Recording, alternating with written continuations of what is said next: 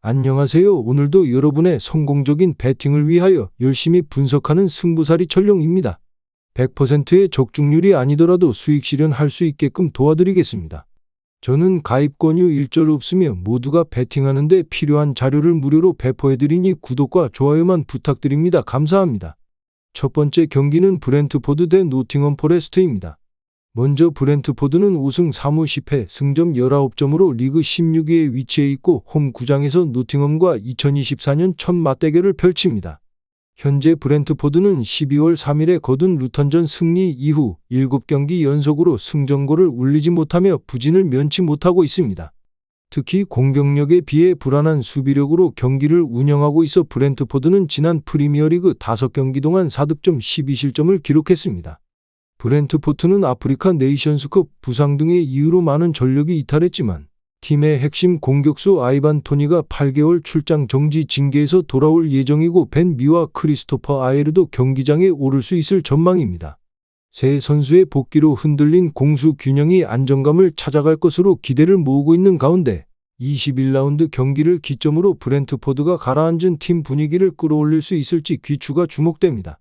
다음 노팅엄은 우승 5무 10패 승점 20점으로 리그 15위를 달리고 있으며 최근 4경기 연속 무패 행진을 달성하며 상승세를 이어가고 있습니다.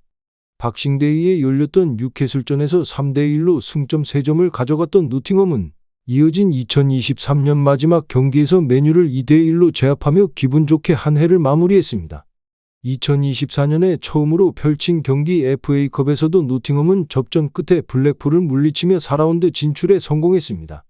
이번 시즌에 7골을 넣으며 리그 득점 순위 10위에 랭크되어 있는 크리스 우드가 공격의 중심에 설 것으로 예상되는 가운데 허드슨 오도이와 도밍게즈, H가 이선에서 우드의 공격에 힘을 실어줄 것으로 보입니다.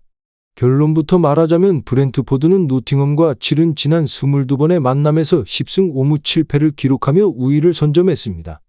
안방 경기에 2점을 가져가게 된 브렌트포드가 승리를 거두고 오랜만에 승리 소식을 전할 것으로 점쳐집니다. 브렌트포드의 승리를 추천드립니다.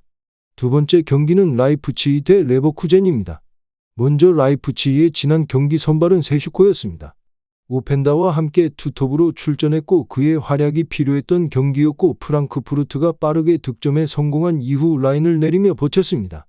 그래서 3위 시몬스와 오펜다가 침투할 수 있는 공간이 부족했습니다. 침투 유형의 공격수들이 활약하기 어려운 경기는 장신 스트라이커의 활약이 필요합니다. 하지만 세슈코는 공중볼 경합에서 승리하지 못했고 슈팅 2개를 기록하며 부진했습니다. 피지컬 괴물 제2의 홀란드라 불리던 세슈코는 경기에서 보이지 않았습니다. 또한 올모의 필요성을 느낀 경기였고 중앙 지역에서 풀어줄 수 있는 선수가 필요했습니다. 사비 시몬스 홀로 고군분투했지만 측면에 집중하면서 중앙에서 오펜다, 세슈코와 연계하지 못했습니다. 올모는 이런 상황을 풀어줄 수 있는 선수이며 지난 경기에서 교체로 출전하면서 2달 만에 그라운드를 밟았고 이제 선발 출전입니다. 리그 1위 레버쿠젠과의 경기라서 올모의 패싱 센스와 장악력이 더욱 필요해졌습니다. 다음 레버쿠젠은 팀의 주전 스트라이커 보니페이스, 주전 수비수인 탑소바, 코스오누가 아프리카 네이션스컵에 참가했습니다. 그래서 많은 전문가들이 레버쿠젠의 위기가 1월에 찾아온다고 말해왔습니다. 스타트는 좋으며 아우크스부르크 원정에서 1대0으로 승리했고 경기력은 압도적이었습니다. 전방부터 강하게 수비하면서 수비수들이 활약이 필요하지 않았으며 레버쿠젠은 원정에서 점유율 76%를 먹고 완벽하게 경기를 장악했습니다. 주전 3명이 빠진 팀의 경기력이 아니었고 문제가 있다고 생각하기 어려운 이유가 빠진 선수들의 자리를 완벽하게 대체할 수 있기 때문입니다.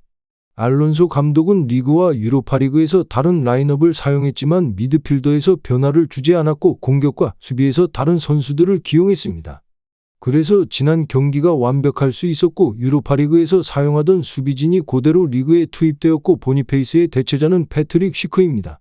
결론부터 말하자면 레버쿠젠에 문제가 없다고 생각하며 힌카피에와 스타니시치는 탑소바와 코스오누를 완벽하게 대체할 수 있는 선수들입니다. 그리고 라이프치히가 레버쿠젠 상대로 중원에서 밀리고 있으며 레버쿠젠이 왜 위기라고 하는지 이해할 수 없습니다. 레버쿠젠의 승리를 추천드립니다. 세 번째 경기는 발렌시아 대 아틀레틱 빌바오입니다. 먼저 발렌시아는 올 시즌 8위를 기록하고 있고 직전 경기 카디스와 원정에서 4대1로 승리하였습니다.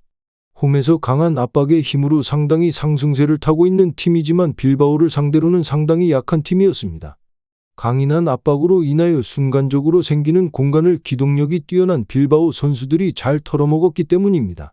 지난번 셀타전에서도 기대 득점은 2골에 달했을 정도로 공격력이 나빠 보이는 상황은 아니었으나 결국 드로가 최근 7경기 1골로 스탯 생산에서 부진하고 있는 모습은 보여지고 있습니다. 다음 빌바오는 현재 3위를 기록하고 있으며 직전 경기 알라베스와 홈에서 2대0으로 승리하였습니다. 지난 시즌만 해도 원정에서의 기복이 상당히 눈에 들어왔던 팀이었습니다.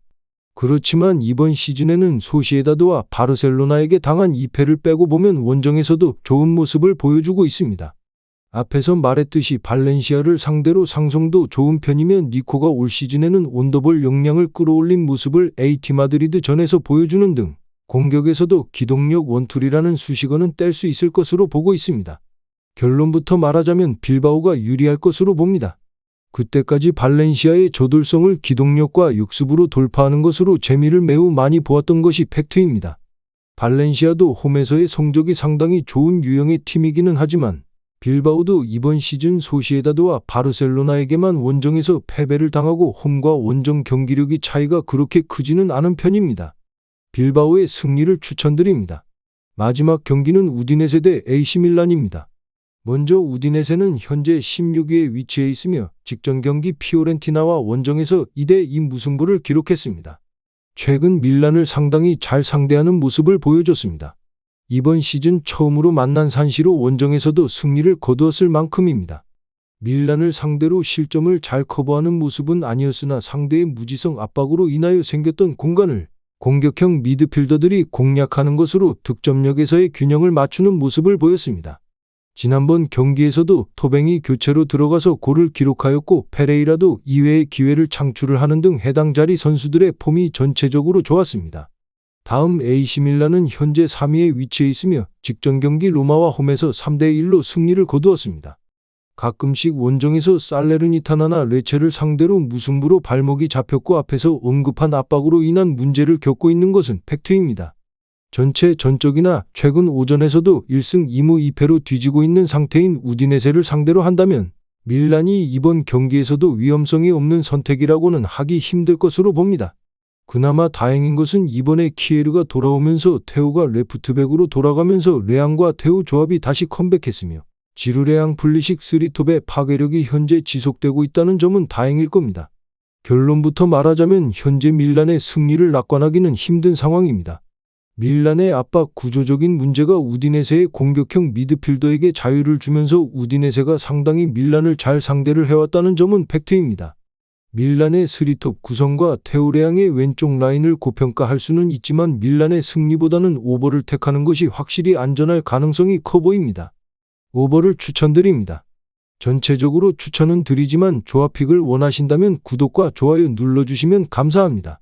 배팅하시는데 도움이 되셨다면 구독과 좋아요 부탁드립니다.